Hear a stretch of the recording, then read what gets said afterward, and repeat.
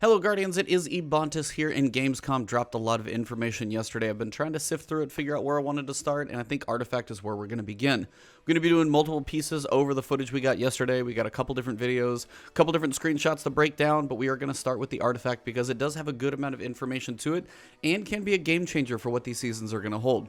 So the first thing we're going to look at here is the Eye of the Gate Lord, actual kind of tooltip cover. So when you're on your inventory screen and you go over it, we're going to see the Gate Lord's Eye is the name of this season's artifact. The charged eye of a Vex Gate Lord can be used to infiltrate the most protected layers of their network. Now that alone is kind of a piece of where we get into the season of the Undying is very much Vex related. And then Shadowkeep is of course on the moon dealing with the hive and whatever we've woken there. I don't know how much those two are going to tie together, but the seasonal artifact does seem to have its own line to it. As the raid is potentially going to be Vex, everybody seems to think that's going to be the case. It is going to be one of those things where we use this Gate Lord's Eye to potentially enter the raid. So I think getting this thing is going to be kind of part of your quest or initialization to open up the raid for those who are racing on day one. It also says, and reverse engineered to counter incredible powers to its bearer. So, what we're going to be able to do from this is we're actually going to be able to get specific mods that are available to both weapons and armor for use in certain activities for the season.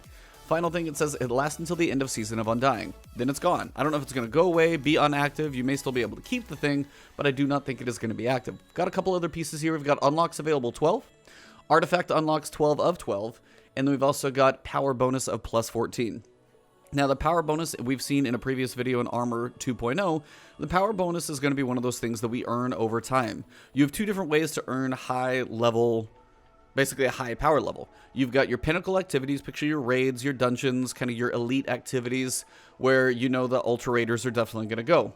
But they wanted to give an option for people who just play a lot, who may not be able to do the pinnacle activities either as often, or just may not be so much for the raid groups and things like that. So the Gate Lord's Eye is actually going to be, for one, account-wide. So that's actually a really cool thing that they're doing this season. And I've also got the ability to give yourself a bonus level for damage and DPS going into tougher activities. That's going to allow you to be more successful in the difficult activities, but not be hampered by not doing what you would call pinnacle activities. So it's going to give some of the, I guess you could call less, raid-focused players an option to still be fairly powerful. Now, this is not going to change the level of gear that drops. If you are capped at 950, which we think is the power cap, and then 960 is going to be the pinnacle cap, you're not going to be getting 960s even though your power bonus is going to be increased from this artifact. Your gear is going to drop at its appropriate level, and to get that higher level drop happening, you are going to need to compete in those pinnacle activities. Things like raids and just the high-end stuff, I'm sure there's going to be some heroic or high-level difficulty activities, but those are all going to tie in together. So on screen right here, there's actually a little interview that IGN did recently with one of the game directors, and we've got a little bit more information with regards to the power cap, so I'm going to let this play really fast. The new power cap is somewhere close to 1,000, right? The new power cap doesn't actually exist. Oh. Technically, you can go infinite with the seasonal artifact. Okay. But whether you can actually get there, only 24 hours being in the day, is another question. Well, challenge accepted. So as you can see, the power cap is actually not going to be limited. Your gear is still going to max 950 for regular activities, 960 for the pinnacles, which is likely to be raids and things, and then anything above that is going to come from your artifact, but it is not going to have a limit. So if you put 2,000 hours into Shadowkeep, in this season of Undying, you potentially can get all the way as, 1,000, 1,100, 1,200. I don't know what the max is going to be. Now, it will go away at the end of the season, and you will start back down at your gear score for the new season coming in, probably in December, January, something like that. But for the time in Shadowkeep, you're able to get it as high as you like. So if you do miss out on those pinnacle activities, or you're just not a raider, this is actually going to be something where if you're just one who likes to spend time in the game, you will get rewarded. Now, this does raise questions with regards to a couple activities that power level is important on with regards to PvP, and I don't know if it's going to make a difference. Iron Banner, I'm guessing they're not going to have this enabled because that could break some things. You're going to be really, really way too powerful. You've also got the invasion side of Gambit where power actually does matter. And then just even something like Nightfalls where you turn the modifier up. I don't know if that's going to weigh in or not, or if it's still just going to be gear score related. So really don't know where that's going to come into play, but this is brand new information, so I wanted to make sure and get it in here, so now hopefully I have a little bit more complete picture about the artifact. Now on to what I was actually going to tell you about the mods. Alright, so now we get to see the actual interactivity with the Eye of the Gate Lord. So, first thing you guys can tell is we've got different mods, and everything that comes from the Gate Lord, the artifact, is actually going to be a specific mod. Now, some have different purposes, some have some cool effects to them, and they're ones that they've said they will be able to toy around with. Now, it will go away at the end of the season, but if people do really like the effects or things of that nature, they will put those in other activities as ways to earn them. Now, it may not happen for everything, so this is a way for Bungie to try out things. If it's game breaking, they know it'll be gone in the season, but it's a way for them to also bring things into the game and test things out in kind of more of a fun, like projected temporary way, so you know that you're not going to be stuck getting like screwed over by something that you see in the Crucible all the time, or knowing that this one thing is just going to be OP forever. So the way this works, you've got basically 5 columns. Each column is going to take an unlock of at least a certain number of mods to get to the next column. So down below you can see we've got 0, 1, 4, 7, and 10. That seems to be, at least the way I'm reading this one, the number of mods that you're going to need to unlock to open the next column. So you can see the first one is 0, so you're going to be able to pick one of those there. It picked the top one, which is something related to Glimmer. And then that one will open the next column. So in that one, you can see it only needs 1 to unlock it, but the one after needs 4. So you need to pick 3 more mods from those first 2 columns to get to the third one. Same with the third column. When you unlock that one, to get to that 4th column, you'll need to have chosen 7 total ones. And then finally, the last one, you will need to have chosen 10 from the previous, and you'll be able to pick 2 from the last section. They will limit you to 2 because you only have 12 available choices. And basically the way this works is you can't like unpick some of the lower ones to get some of the higher ones. Maybe you will be able to, I'm not entirely sure, but my assumption is you'll only be able to pick 2.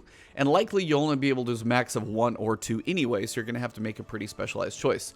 You may unlock multiple if you choose to and just have like different perks in different places. That is completely up to you. It depends on how things work. But as you can see here, we've got some mods that have graphics on them in that second column. They have auto rifles and hand cannons, and they have a symbol behind them that are very specific to this season. They're actually to the Nightmare Hunts, and those are going to be ways you're dealing with champions that have different modifiers to them, and these are going to help you be more powerful. So those are in that level. First section seems to be pretty light level stuff. You've got a couple that are related to Glimmer, and a couple that have Vex symbols on those specifically. So Vex is obviously going to be part of the season. Glimmer is going to be a useful thing, so getting those as kind of your first tier seems like a nice way to start. That middle column, the number 3 with the 4 underneath it, those are all enhanced reloader perks. Now, if those work as it seems, you're going to be able to pick enhanced reloader perks for a cost of 1 energy. Now, the reason I know it's 1 energy cost, you can see this Thunder Coil here, and it has a 6 in the corner. It takes 6 energy on a piece of armor to use that mod. Now, in the previous stream, enhanced reloader for, say, hand cannons was 5. That being 1 is insanely powerful. So that's going to give you a chance to use a lot more flexibility on mods, maybe pick some more powerful ones. We're also going to have more mod slots available than expected because the seasonal armor actually has a seasonal armor slot.